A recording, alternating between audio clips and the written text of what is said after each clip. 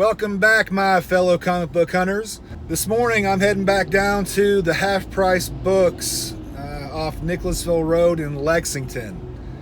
Like I mentioned in a previous video, this is a weekly stop of mine. They're constantly restocking their inventory. It's a used bookstore, so people are always coming in and selling their comics. So I like to hit this place at least once a week. So we're gonna go in there this morning and see if they have anything new. All right, folks, it is a few hours later. At least it's not a few days later, like a lot of my other videos. And I found a few things. It was just kind of a weird day at ye old Half Price Books. They did have a lot of new books from last time I was there last week. I mean, I ended up having a stack of possibles like this. Then I went back to the table and started pricing them, and it was a weird assortment. It was like there were so many like number ones and like 4, 5, 6 issue runs of titles from these like completely unheard of publishers. Like, books that were put together by college roommates in their parents' basement or something, you know what I mean? Like back in the early 90s, like Kickstarter books before there was Kickstarter. Just weird random stuff. And so I just kind of pulled stuff that I saw just to see if they had any value, and none of them did. And they just weren't worth picking up. So I did end up with a handful of books, but they're really all just mostly cover buys and a combination of cover and writer, things like that. So, we'll just get into it and you'll see what I'm talking about. First up, I found Electropolis number 1 and number 2. Weeks ago, it's probably last month actually, I picked up issue 3. They had 2 and 3. They didn't have 1. So I picked up 3 strictly because of the cover. It was a cool cover. I'm a sucker for robots. I love robots. The main character is a robot PI, detective. And issue 3 just had the coolest cover. So they had 2 then. Didn't pick it up. They didn't have issue 1. They had it this time. So I went ahead and picked it up, and then I went ahead and picked up issue 2. So now I have Electropolis 1 through 3. Okay? For what it's worth. Okay, then next up, strictly cover buy. Oh, and both of those, I'm sorry, the issue 1, Electropolis, was $1. Issue 2, for some reason, was $1.50. Then I picked up The Goon, issue 6, volume 6. It's strictly the art. I think that is fantastic artwork. I know The Goon is a popular character. I've never actually read or owned any Goon. I know the early stuff, first volume Goon, highly valuable comics.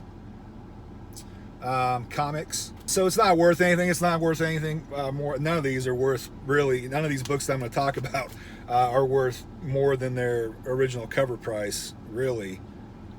So they're just strictly, again, just cover buys, and just because I thought they were kind of cool. So yeah, The Goon number 6, volume 6, strictly the artwork. Very cool artwork. And then I bought a couple Daredevil books, and I'm not sure, I meant to look up the volume before I started rolling film. But anyway, I'm not sure what volume this is, but it's Daredevil Annual #1.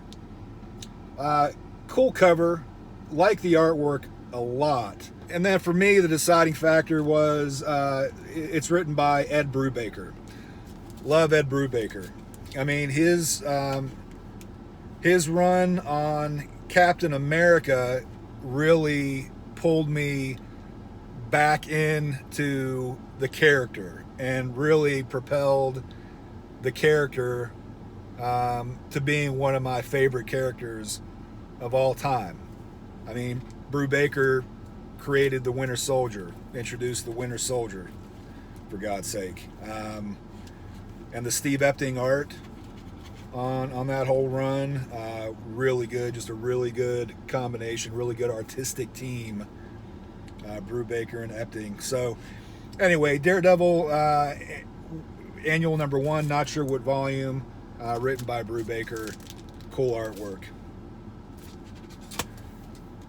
Then this other one, it's also a Daredevil #1, but it's part of the Dark Reign, the list. You know, the big multi-title crossover event shenanigans that happened years back. But also, you know, cool cover, like the artwork quite a bit. And this one's written by Andy Diggle, who was one of my top most favorite writers. I love Andy Diggle. Him and Jock as a creative team, forget about it. You know, The Losers, Green Arrow Year One, those two guys together, man, they are probably my favorite partnership, my favorite creative team in recent memory, for sure. So again, just kind of a cool cover, written by Andy Diggle. That's why I bought it. $2. And the other one, the Annual, by Brubaker, also $2. Again, another cover by, also written by Diggle. Hawkeye, what is it? Hawkeye 1 of 5. So again, it's a limited series, part of that Dark Reign crossover event. Just a cool cover. I mean, classic Hawkeye, classic suit, great artwork, love it, and it's written by Andy Diggle. So $2, that's why I got that one. And then this one's just cool, man. This one's X Factor #9. I'm trying to kind of angle these books so the sun doesn't bounce off the plastic. X Factor #9, direct edition. I think the other Marvel books were direct editions as well. I know the Daredevils were. Yeah, the Hawkeye was as well. So X Factor #9 direct came out. Just looked this up. Came out in '86, and it's just cool artwork, man. It's Silvestri artwork on the cover. Just classic mid '80s X-Men. All right, well, it's the X-Men characters. Classic '80s costumes. It's just cool. You know, for $2, right? Was this $2? Yeah. So for $2, again, just the cover by, just kind of neat. You got a superhero, supervillain smackdown on the cover. They're all picking on the fat kid, the Blob. So anyway, cool stuff, guys. Again, just kind of a weird trip to the Tiverton half-price books. But oh well, they can't all be 5-star days. You know what I mean?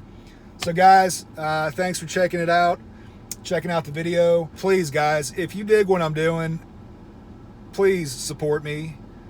Support this passion project of mine, and hit the subscribe button below, hit the notification bell so that you're notified when I drop the next video, because my plan is to keep this train a rolling and pump out the content. Okay, so if you dig it, you'll be getting more than you can handle. Okay, so hit that notification bell so you know when that happens. Okay guys, peace.